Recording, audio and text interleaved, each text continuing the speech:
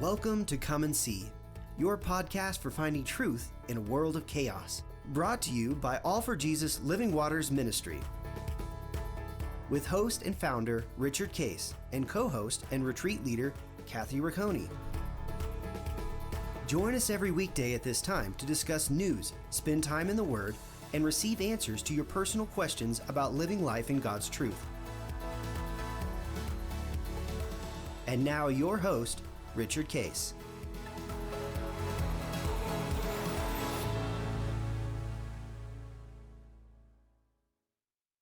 Well, good morning, Kathy. How's you doing this morning? Good morning. Doing great. Excited to be here again. Yesterday was a fun day. My husband and I spent the afternoon poolside in perfect weather. Nice. Not a bad thing to do. No, I went and played golf with my grandson. Oh, nice. So that was quite fun. And it was forecast to rain. And the radar, because I have an app on my phone, shows radar that the rain is going to be coming in and going to be heavy. And so we prayed about that and said, well, let's go ahead and start, and we'll just pray that God preserve us so that we enjoyed it. But we played all 18 holes in the middle of when it was supposed to absolutely happen. They said 100%, and it didn't happen at all. Love it. Love it. So I'm glad you got to do that. God honored us, and it was fun. That was Joshua or with Aiden? That was Aiden. Okay. He is he's left-handed, but he's kind of ambidextrous. So he throws right, bats left, hits golf ball. He's quite an athlete too. I remember. Hits golf ball left, plays tennis, hits right. So he does a variety of things with both hands, but he generally plays golf left-handed. Okay. And he's got a left-handed set, but they're moving, to Texas, so his clubs are already gone. I tried to find a left-handed set, and nobody has them. Even our club doesn't have a rental set, which is, I said, hey, you need to get one. Interesting. Yeah, they do. You got to have people that play left-handed. So he used Linda's golf clubs, which are right-handed. So he played right-handed. Right. So he had an interesting day. By the time we got finished, he probably was a good dose of humility for him, right? He was doing quite well. By the time we finished, amazing. And I said, if I had to play left-handed, which I can swing a bat and I could hit the golf ball, but I said I would have not done anything near what you got to do today with a set that was opposite of what you did. So we had a good time, and so he's taking me out tonight to dinner, just he and I, for my birthday. So happy birthday! This next period is our birthday, and so we're gonna all have a party, but later, another day later or two. But he personally has taken me out on his nickel to a dinner, birthday dinner. So we'll have fun doing that.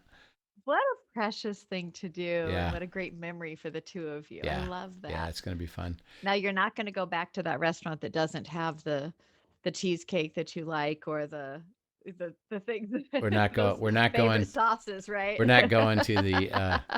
We can't handle the food that you serve. Food is, like, explain that to me, and they couldn't do it, But yeah, no, we're not doing that. Oh, good. We'll see if the next one can do it. That's great. We've been, talking about finding truth in a world of chaos, and I think actually, Kathy, you have a current situation going that actually kind of explains the chaos. So you don't even need to get into the detail of it. But your school, you guys are famous. Yes, we are making national news. Our school district is, yeah. And there's an argument going on between certain policies, and you don't even need to talk about the policies. But as we're looking at chaos, describe how these different groups are approaching this policy. They have difference of opinion, right? And they don't think this certain policy should be acceptable. And one group thinks it is, and the other group thinks it's not. Well, describe what happened. How are they doing it? Which then we can help explain chaos. Right. Yeah. So this has been really interesting. There have been a couple of things that have come up, more than a couple, but a couple that have now made national news in the last few weeks. And as they have come to the board meeting now, so we had a school board meeting this past week, and that board meeting was just filled with truly like vile hatred, is what you saw, division and ugliness. And the reality is that on both sides of the fence on these things, if you simply were to present truth, there is enough evidence within the truth, presenting your side calmly and factual as to what's gone on, to merit being able to have a good discussion and come to, you're navigating difficult times. This is new territory for everybody. And so to be able to discuss this calmly based on the facts of what's actually transpiring and what should be transpiring, all of these things would be a great thing if that happened. But the reality is that both sides are coming, and instead of doing that, they're coming with great emotion, attack, verbal spewing is the way I describe it. And what it's creating is this recoil where you don't even want to hear what the other side has to say. Right. And so the divisiveness is so great because one, you don't want to hear what the other side has to say, and you don't want to be associated with some of what's being said either. Yeah. And it's creating this big divide in the community, that really is that, talking about that sowing discord and the enemy just Right. inserting himself in there. Yeah. And this is what is illustrating the issue about chaos is, see, Paul says, this is in Ephesians 6, he said, you don't wrestle against Mm-hmm. flesh and blood. And remember that we've described flesh and blood has a sinful nature, which is self-centered. Mm-hmm. And they're going to argue, debate, and try to get their way done. And that's why Right. you have, political arguments, political disagreements on both, like you say, both sides of the aisle. Well, we who are believers, that might have a certain political persuasion. And by the way, there's believers that have the opposite political persuasion. Right. Right. Is we think the issue is about this policy, Mm-hmm. and God's trying to show us actually the chaos is being created by the enemy. Right. That we're dealing with principalities and powers. And see, as you understand this, the enemy doesn't care about the policy. Right. What he wants is the fight. Right. And for us to join it, particularly as believers, Mm-hmm. that we, what I call, hit the tar baby. Mm-hmm. And that is, I join in the fight, not with, like you suggested, well, here's some truth board. Mm-hmm. Let me give you some information. Let me give you some facts. Let me give you perspective. And now I hand it over to you to consider that truth. Right. Okay, and we'll talk about that in a second. But what I do is I get angry. Right. And actually, this goes back to, be angry and do not sin. Well, what you described went from anger to sin. Oh, absolutely. Yeah. Why? Well, because I hit the tar baby, and the enemy created the chaos. Right. Is let's fight this Very successfully. Let's fight it where we're arguing, debating, screaming, yelling, Belittling. not listening, attacking, Mm-hmm. and we're not discussing solution at all. Right. We're just making it worse. So where that each side is getting more entrenched. Yes. I'm not going to budge. You guys are yelling at me. Well, I'm going to yell back at you. And now I'm screaming to get my way, in a sense, with no effect. Right. And so there's chaos. And as we look at the world, see, we need to understand, where's this chaos coming from? There's a sinful nature about it, but the enemy is getting us to divide and attack, Yes. and keep that going. And keep the chaos going, which is Right. happening at a national level. It's happening at your school board level. That'll- It's happening. Right. It's happening in churches, that people Yeah. are attacking each other because you don't agree with what I want. Right. And And see, it's yeah, interesting to me, you look at John 17. This is something I always come back to in situations like this. In John 17, Jesus prays three prayers, essentially three different sets of prayers. The third and final prayer that he prays before he goes to the cross is for unity in believers. yeah, And when you read that verse, so his final prayer, think about that for a minute. The thing he thought was most important to pray before he went to the cross was the idea of unity for believers. And when you read that passage, it says, so that the world may see me and know me. When we are in unity, the world sees Jesus. right, And so why would the enemy not want to attack that? I right. mean, that is that should be his primary target, is attacking unity, because unity is where we see Jesus. We Yeah, see his yeah. likeness. And see, as we're talking about God's will, um, we have now gone to the flesh, and we're away from even following, having a heart to see Hmm. God's will, because we're so convinced that, well, this is wrong, and I'm going to fight it, but I fight it with the same energy of the other side Right. of attack, and yelling and screaming, and not representing Christ at all, which means we never get to God's will. So that Right. if we said it, okay, let's, what would you have me do, Father? Well, I would like you to present your truth, your fact, present the facts. Do it in a kind, gentle, honorable way. The board is going to decide, Hmm. and that's the way the order establishes. I mean, and it doesn't even say that they're going to decide your favor. They're just going to decide, but you make your case in a healthy, positive way. Now let the board decide. Okay, the board decides. Let's say they decide the opposite of what you want, and you Right. presented all the right facts, you presented all the right information. Um, as you follow God's will, and this is what we're trying to share, is that now that that has happened, your question goes back to God. Okay, now what? Yeah. What about now? Um, now that this has happened, and I represented the truth in a healthy, positive way, and I was in my peace, and I was joyful, Hmm. and now I see the result. The question is, okay, now what? How would you have me proceed?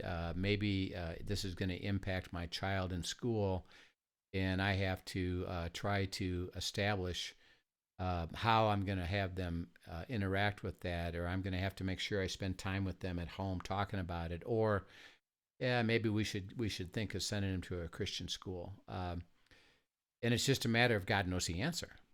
Exactly. Okay, now what?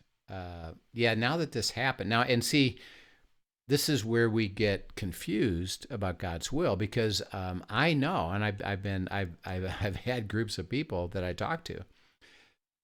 Their approach to that issue would have been, God, make that issue exactly the way I think it should go, because Right. I'm pretty sure that it's righteous, and it's the better decision would be for them to agree to this.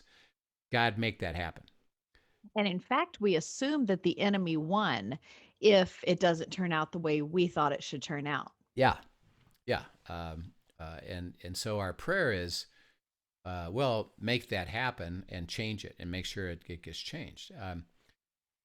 And it doesn't. Hmm. Now think about how we then interpret that. Um, I believe this is right. Isn't God going to set it right? And wait a second, that didn't happen. So where does that leave us? How do we react to that? We end up going to resignation a Yeah. lot of times. We also end up taking things. A lot of times, I think we step right out of the kingdom and decide we need to go deliver justice Right. ourselves. And that opens up a whole nother can of worms, Yeah. but there's Yeah. lots of responses, none of which are surrendered. Yeah. The correct response is coming back, like you said, what Yeah. about now? Okay, And then this and is where then we're at. What about now? and then underneath it all, see, we start to develop a skepticism. Mm, And that is, well, why didn't God take care of that? Mm-hmm. Is God so removed that nothing like that ever changes, and justice isn't served, and righteousness isn't served? And that's what we're trying to see, is that things are getting, quote, worse, and worse, where it's not pleasant. Life isn't as pleasant because now there's a dilemma in your school Right. about, well, this is the policy we've adopted, and it truly is something that is opposite of what I believe or think is right. Now I got a problem. Mm-hmm. Well, what do I do with that? I'm in the school system. My kids are in the school system. What do I do with that? And now we go to, like you say, resignation, whatever. I guess evil won. Mm-hmm. And how come God didn't? And I get into this, and this is what I say, the why bother mode. Right. Well, why even bother with it anymore? It's just going to get worse and worse and worse. And God isn't going to do anything about it. So I guess why bother? And what God is saying is, now that this has happened, which, by the way, shouldn't surprise you necessarily, would you ask me what I want to do now? Because I can overcome. Right. I can overcome this. So that, and again, the example we have, which we've been talking about in our end time study, which is Fridays, Daniel, where Right. Daniel and Jeremiah, and they were part of what's called the remnant, and the people that were even part of the remnant were basically saying, God, would you stop this Nebuchadnezzar from attacking and overrunning us? Mm-hmm. And see, God said, no. The judgment has been set because you've refused to repent, and now it's past that point. Now you can be saved because what? I have a will Mm-hmm. for you still. I can give you this grand life. It'll be different, but I have an answer for this. Do you have a heart to go? Right. And they stopped, the remnant, stopped praying that way.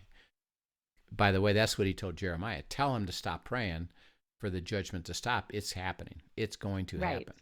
But pray that they learn and follow my will. Now that that's happened, and now it's happening, in the middle of it, let me reveal my will to you within the middle of this wicked world, so that our viewpoint toward God's will is, how would you have me understand this? Like the school situation. This is what I'd like you to speak. Here's some information. Present your facts. Do it with honor. And then let the board decide. Right. Then the board decides. And by the way, sometimes they realize, gosh, that's really important information. Thank you for sharing that. We'll reconsider. Right. And they do. And it does switch because you were the messenger of truth. But a lot of times they don't. So now that they didn't, if they don't, your attitude toward God's will would be, okay, now what? Mm-hmm. Now that happened, how would you lead me into the grand life? And one of the things he's going to say, by the way, is don't remain hostile Right. to this, because it'll suck you under. It'll oppress you because you're so upset about this. And we're watching that in the community, and it's so sad. Yeah. And Christians and non-Christians alike being sucked into it. Yeah. And so if you think about, in a sense, what's happened is the agenda has been reestablished by who? The enemy. Mm-hmm. Everybody's fighting over this, including even the aftermath of it.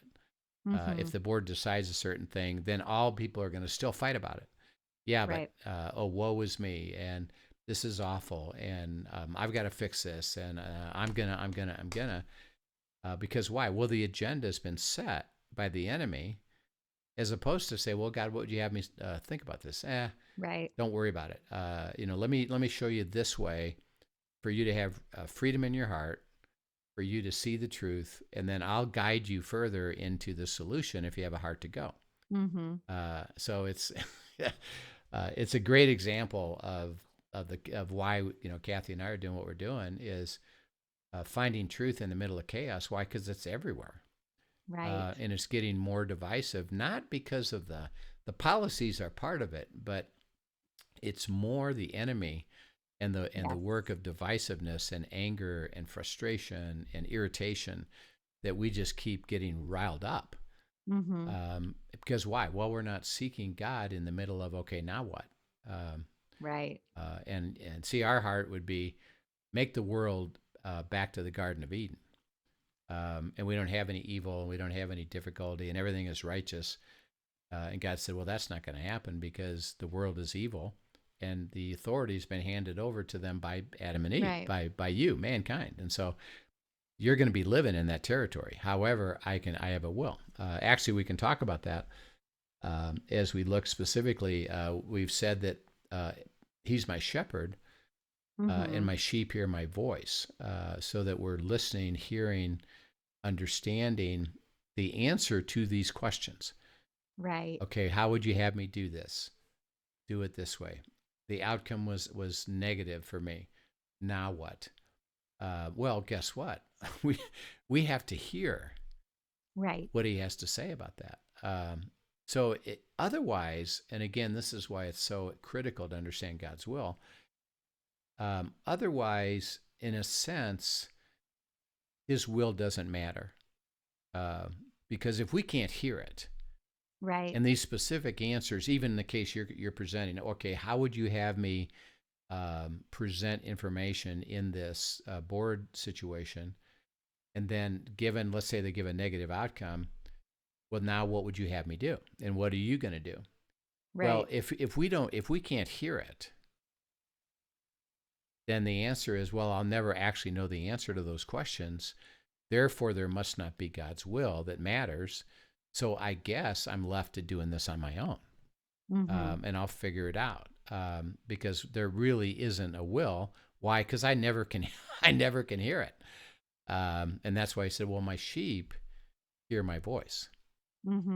They will get my answers. You ask me, I'll deliver it, believe it, accept it, and I'll do it in a beautiful way that you'll start understanding it, which is what we're going to describe. And as we look at his will, which is really this question of now what, go to Jeremiah 29:11 through 14, and let's see what he says about this. Jeremiah 29:11 through 14. Let me, I actually have a verse that I can put up here. Here it is. Yeah, let's go ahead and read that. Okay. For I know the plans I have for you, declares the Lord, plans for welfare and not for evil, to give you a future and a hope. Then you will call upon me and come and pray to me, and I will hear you. You will seek me and find me when you seek me with all your heart. I will be found by you, declares the Lord, and I will restore your fortunes and gather you from all the nations and all the places where I have driven you, declares the Lord, and I will bring you back to the place from which I sent you into exile. Yep. So he says, God says, well, I know the thoughts that I think toward you. And remember in Psalm 139, he says they're so grand that I can't even fathom how amazing this personal thought life is. And the word there is, I know the plans. I know what I have in mind toward you, to now guide you and lead you into my grand place. And he says, my plan is one of shalom, peace. Shalom is great favor, blessedness, the wonder of all that I'm going to give you, and the favor I'm going to give you. And I said, my plans are for shalom and not of evil. Okay.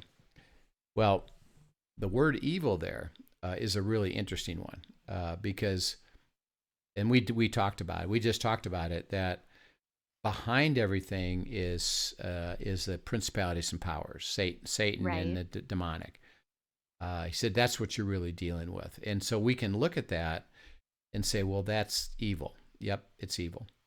And we characterize that as dark, awful, black. It's really against God completely, and we understand that. So that we would say, well, I guess his plans aren't for me to be part of that. But interesting enough, the word is different. He's saying that stuff of the demonic is absolute. Yeah, that's pretty Uh, black and white. It's easy to uh, see. it's absolute, and you don't need to put up with that. Hmm. Because I'm more I've already conquered the enemy. I've already triumphed over him. I've already disarmed him.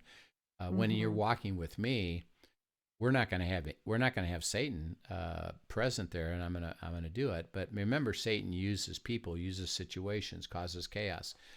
He says, my thoughts, my plans are for shalom, not what he calls evil. And the word evil there are things that are going to irritate, frustrate, annoy, be hard and painful to you.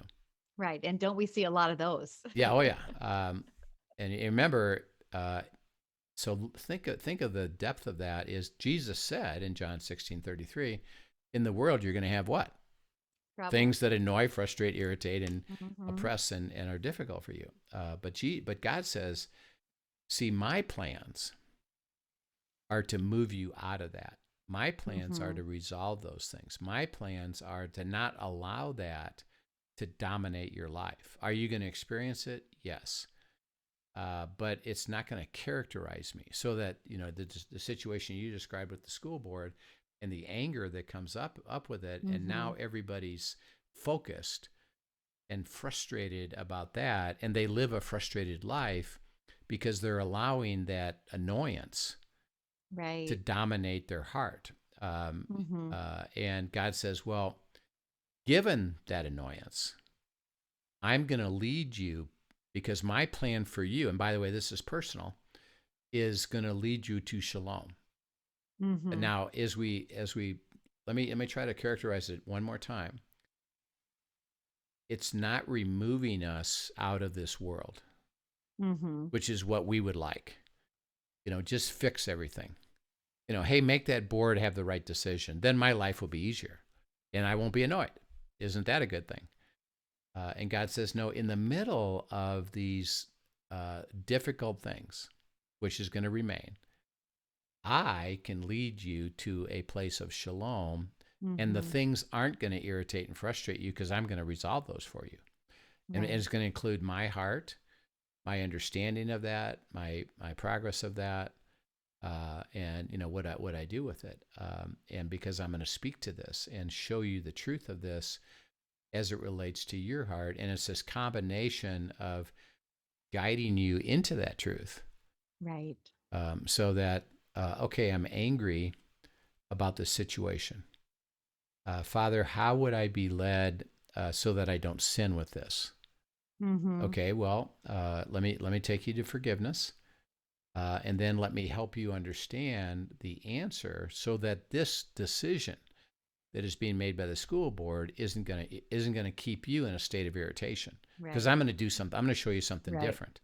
Interestingly enough, even as you describe that, you're going on to verse 12, essentially, which I think so many people, on every wall hanging anywhere you walk, especially in a Hobby Lobby, you see Jeremiah 29:11. Right. And I think sometimes people skip that verse 12 and don't really think about the gravity of that. Then you will call upon me and come and pray to me, and I will hear you. That is part of that will for him. That's That's right. part of his plan for us, is that in the midst of this, that we would come and we'd call upon him, we'd ask him, and we would converse with him, and he would hear us and we would hear him. That is part of his plan for us. And so I think even that, you see the invitation in the middle of the chaos, Yeah. And you why would know you why would you do that? because his will is best and better. Because I want to land where he wants to take me, yeah, not where I yeah. want to go. Because see, I understand.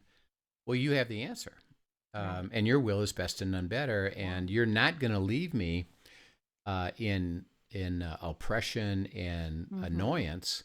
You're leading me to shalom. And he says, Right. it's going to produce in you, and back to verse 11, hope. Mhm. Uh, what do you hope? We all hope that, well, this thing that I'm involved with isn't going to remain, and I'm going to have to live with this awful thing forever. No, there's a hope that, hey, this can be resolved. Now, Mhm. by the way, resolution. This is important as we're looking at God's will. It's God's resolution, not mine, Right. because we stay stuck in the irritation. Because, well, what I want I want this board to make the right decision. And God, Mm-hmm. let's do that. That's what I hope for. Right. And then it doesn't happen. Okay, Yeah. then I lose hope because I haven't gone further to say, okay, given that, how are you going to lead me to still the shalom Mm-hmm. next? And he said, if you understand that, I'm going to give you an excitement and understanding that, yep, I'll resolve this.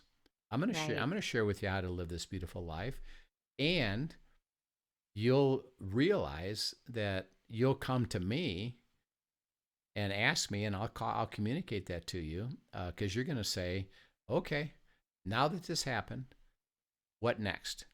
Mm-hmm. I'll give you a shalom, peace, and a hope, Right. and you're not going to stay stuck in this irritating situation. It's super cool. You keep talking about shalom. This morning, in my time with Jesus, he was highlighting shalom again, but actually in the New Testament, which translates as Irene Yep. in the Greek. Yep. And reminded me in Colossians 3:15, we've talked about that before, how the peace of God, the Irene, the shalom of God will rule your hearts. And that word we've talked about before is that bramuo, um, which is literally to umpire, tell you when you're in or out of the kingdom, in or out of his will. And then he took me to another verse in Philippians 4:6-7. And it talks about the peace of God actually guarding our hearts as we come to him in prayer, and not to be anxious about anything, but we come to him in prayer and expectation, and the peace of God will guard our hearts. And in that case, the peace, actually, the word for guard is frureo, I believe. And that is literally to protect from hostile invasion, as well as to keep someone from leaving when they're under attack. And I think there's some beauty in that when we come to God for his, we come to him in prayer, and he speaks the truth to us, his spoken, that gives us a peace, that is an umbrella that not only keeps us from waffling and being torn in this hostile invasion of our minds, but it also gives us this protection to stand on what he's promising and to expect his deliverance in the midst of it, and expect him. That's the hope, that Right. expecting him to bring his will about, which is best, none better. That's right. And when we do that, we don't want to depart from his word. We stay right there. And that peace, his word actually guards us and keeps us from stepping away from the kingdom and what he desires. Yeah. And I just think that's such a cool picture. Yeah. And the key is, we have to stay in his kingdom. Thy kingdom come, thy will be done, and follow his will, so that we don't get wrapped up in the difficulties that are facing us, which are getting, in a sense, because of the times we're in, more and more difficult. So that in your school system, this issue 2 years ago wasn't even an issue. No. See, it wasn't even brought up. And you're living in this environment that, well, this is good. It's been pretty good. And they weren't dealing with this kind of stuff. Well, because of what's happened on a global basis with the enemy, is he's creating these situations that's now winding its way down into my life. So that, well, now the school board, they're taking something that is a certain viewpoint, and now they want to move it into the school system and what kids can and cannot do. And now it's impacted me, because now it's saying my kid can't do X, or there's a way that they can't function anymore, or they have to accept this thing that 2 years ago we didn't have to deal with at all. Well, see, from God's perspective is why does this surprise you? And it doesn't limit my ability to give you Irene, to give you shalom, to give you guardian of your heart, because it's not that I necessarily even have to change that circumstance. I'll show you a different path to get to shalom, so it won't irritate you anymore, because you'll understand it. Why? Well, I have a solution to this, and my solution is going to be exciting for you, to be part of. And by the way, a lot of it is about your heart. Yes. Let me help you get to a peace about this Mm-hmm. in your heart, because why? Well, you're walking with me in the kingdom of God, which is righteousness, peace, and joy in the Holy Spirit, Romans 14:17. So as we look at this, these are the plans that I have, and it's for peace, it's for hope and a future, and not to have you stay in this irritating places, Right. which implies they're going to be there. Mm-hmm. Don't ask me to remove them, which is what we always say. Well, just take care of it the way I want you to take care of it. God says, well, why don't you follow me? And I have an answer for that. And one of the beautiful things is, as he does that, and this is really cool, I know the plans I have for you personally, and we've talked about it's personal. Mm-hmm. He said, by the way, I'm going to do something else with this, and I'm going to draw you what I call into God speaking my bigger story. And let's look at that, what that is. So it's Genesis 12, 1 through 3. Genesis 12, 1 through 3. Oh, I apologize. I pulled it up incorrectly as Genesis 2, 1 to 3. So Yeah, give me just a that's second. okay. Genesis 12, 1 to 3. Okay.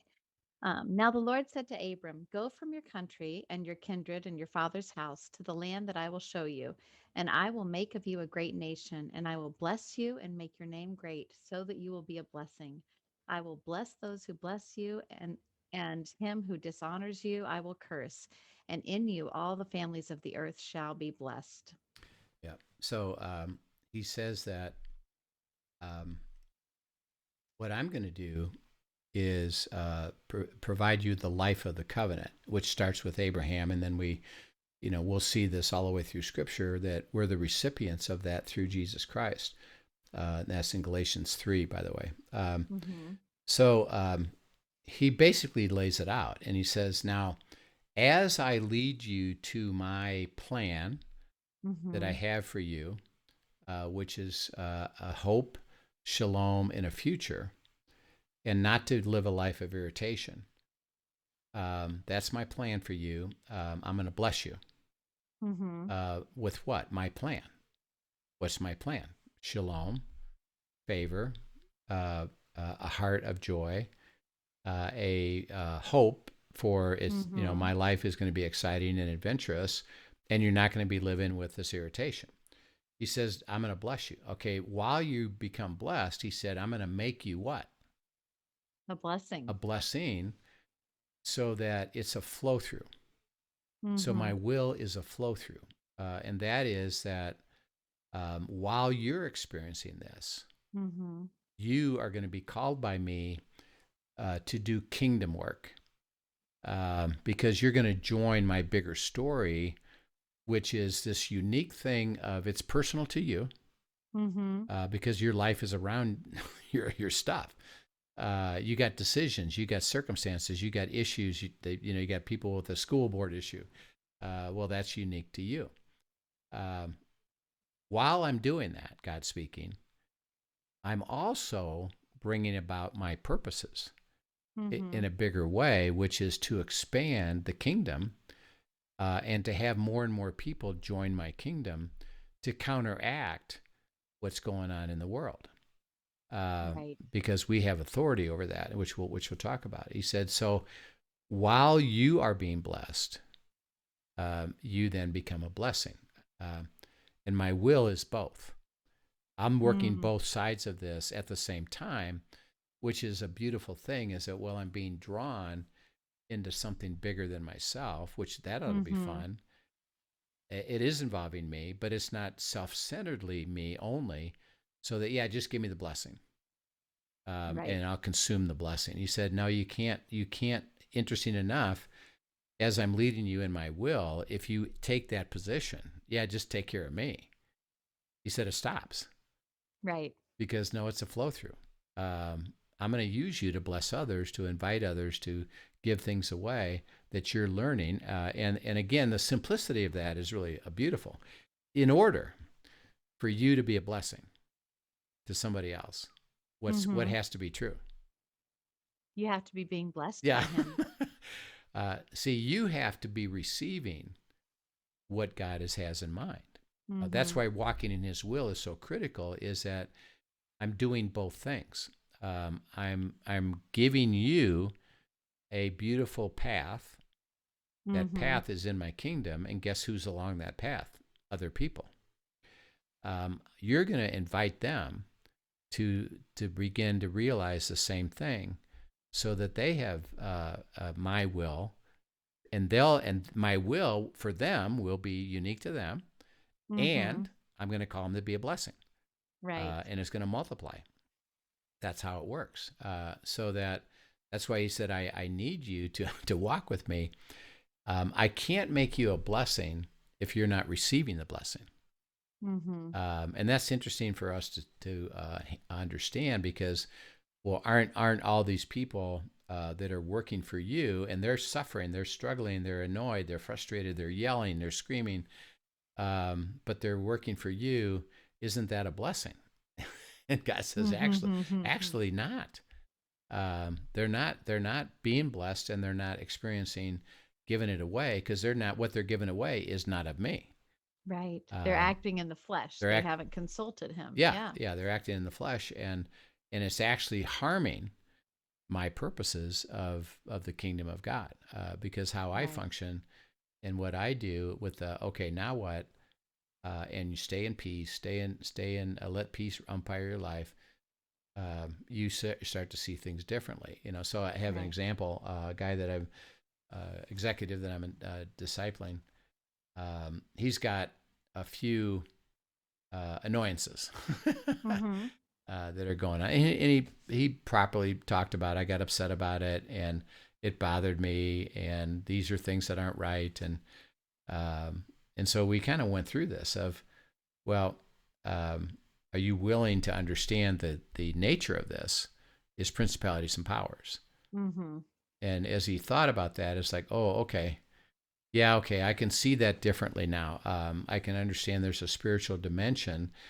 And I said, what is your question? And he properly, because we've been talking about it, he said, well, I guess I need to go to God and say, now what? Right. Exactly. And so I said, the first thing, which he kind of understood, before I give you, let's say, the next steps of the path, Mm-hmm. I have to get your heart right. Right. So you need to, it's okay that you're angry. It's actually good that you're angry. But let me show you about forgiveness, Mm-hmm. which isn't reconciliation. And then once you have forgiveness, so you're now free of it, I'll show you what to do next, Mm-hmm. which will be a certain path that will lead to this doesn't annoy you anymore. Right. And so, are you willing to go there? And the answer was, yeah, I am willing to go there. I'm Mm-hmm. beginning to understand this, that I don't have to figure this out. It's Mm-hmm. okay that I have this thought, but I need to live in peace. I don't need to ask God to take away and solve it and never have that irritation. It's just, how do I get released from it so it doesn't characterize my life? Right. Which might mean, I don't want you to spend any more time with this. I don't want you to spend any time with this Right. guy. I don't want you to, no, I don't want you to hire that person. No, I don't want you to be a vendor with that person. He'll give you the answer if we Mm-hmm. have a heart to go. And so I'm going to bless you in order that you become a blessing to someone else. And you're joining God's bigger story, because it's a flow through, and it's always going to be that way. So Mm-hmm. as I look at God's will, it's this duality. It's personal, which is what I primarily care about. Is Right. okay, I got my stuff in life. I got decisions to make. I got problems. I got the school board issue. What do I do? And the question, he flips it on us, by the way, and said, well, it's more about what I'm going to do. Right. Join me. And then as you follow me, I am going to draw you into a place where you give it away. And the very things you're receiving, you're understanding, and you're starting to experience, you'll start to share that with others who, by the way, have the same issues that you got. In a different way. They're different circumstances, but it's the same issue, is that they're irritated, they're frustrated. Let me share with you how to do that. And so, and you can look at even your role there in your community. Your role, and this is what Christians tend to do. Well, I'm joining the fight. I'm going to join the fight. Let's go join the fight. Let's go fight. Let's go fight. Well, see, God might have you, Kathy, and say, well, actually, what I want you to do is to go a different direction from. I don't want you joining that fight. What I want you to do is speak to the believers who are struggling in the fight, because they're what they're doing is irritating him, and they're staying in the irritation. Which, interestingly enough, that's exactly what he has told me. In fact, to the point that I didn't go to the meeting. I heard about it afterwards and all of that, but he has told me steer completely clear, because I want you to simply represent me. And so the people that that have a voice in this, you need to keep bringing them back to my feet in the middle of it. Yeah. And that's your only role. Pray about it, and you bring those who are called to speak into it back to my feet. But I'm not supposed to be in the middle of it, which is an interesting, which I'm glad, honestly. Yeah. Well, and it's related to, God said, I can use you to give it away, because I'm blessing you. How are you being blessed? Well, see, I'm in that place of peace. I don't have to go do anything. Right. It's, well, Father, what would you have me do? Right. Well, okay, now in your peace, there's people that are not in peace. Right. And you know them. Right. And they're around you. So what I'd like you to do, it's not about the fight. It's about them. Right. And their heart. And that's God's, and this is what we got to keep understanding is, see, God cares about us and our freedom and our peace and our joy and our hope. He said, I can bring you to that. And by the way, it's universal, which is why you and I, we've said this before, we can guarantee it. Right. I can guarantee it, so that if you who are in peace and you're hearing from God, then you'll be able to give it away. And you can say to somebody, yeah, I know you're all upset about this. I understand that. But I guarantee you that if you seek God's will, you'll have great joy, and this won't irritate you anymore. And of course, their thought about that is, well, there's no way. there's no way, because the board decided, and it's wrong, and we got to set it straight, and you've got to show them what you know. See, if you didn't know this, by the way, what would you have done? You'd join the fight. Join the fight, right? And be right there in the thick of all of Yeah, them. absolutely. Yeah, I need to join the fight. This is wrong. We got to jump in it. But you know something different. What do you know? The life of God. Right. You're hearing God's voice. He told you, no, I don't want you in that fight. Yep. Okay, well, how did you hear that? By asking him. Well, how did you listen? What did he say? How did that happen that you said, oh, I understand what you just told me. Don't join the fight. Yeah, it was very clear as these things were unfolding. He actually set this up a while ago as things began brewing in the town, that in my abide time, he's like, I want you to protect your joy. I know Linda has heard that as well, but protect your joy. And that joy comes from being in my word and my strength and my power, so protect that joy. And part of your protection of that is going to be that you're not going to engage in this fully. In fact, you're not even going to listen to all the ins and outs. Right. I want you to guard your heart and mind, to set your heart on things above, not on things of the earth. Make sure that you are guided by what I find most important. And as you do that, you'll sit in peace, and you'll be able to lead others to do the same. Yeah. And see, it's out of both this truth that you're being taught, and then the application of that truth to you personally. So that you look at Genesis 12, 1-3. I'm going to bless you to make you a blessing. Right. And as you receive that, is like, okay, well then, I have to be in a place of blessing. What does that look like? Well, I'm going to give you plans for peace, for shalom. Okay, stay in that. And so it goes together of as I'm learning, abiding, receiving. He says, well, I've spoken about this. And you ought to say, what does that mean? See, what does that look like? If I'm going to be blessed to be a blessing, well, that means I got to be blessed. What does that mean? How do I be a blessing to others? Because you're talking to him. What is he doing? Talking right back to you. Right. Well, it means this. In this situation, daughter, don't join the fight. Do it this way. And what are you doing? See, the voice of the Spirit is communicating. Right. But you're not doing it absent of your abiding in the Word, because you're learning that. Right. Let me apply it to you. Let me help you understand this.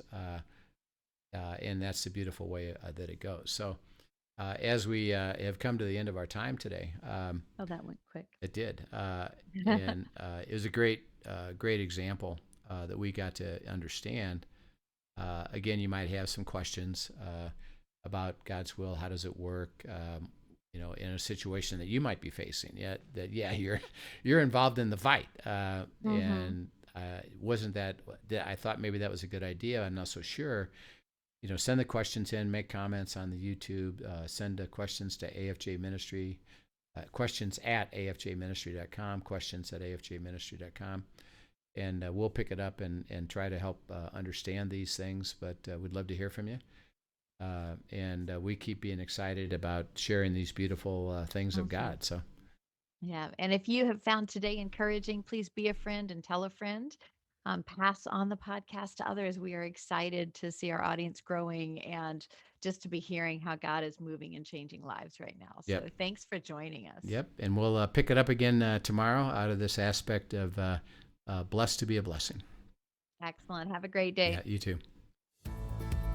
Thank you for joining us for today's episode of Come and See, your podcast for truth in a world of chaos. Brought to you by All for Jesus Living Waters Ministry. Send us your questions and comments, and tune in tomorrow for more answers to your personal questions about living life in God's truth. Remember, God's will is best and none better. His truth brings peace in this world of chaos.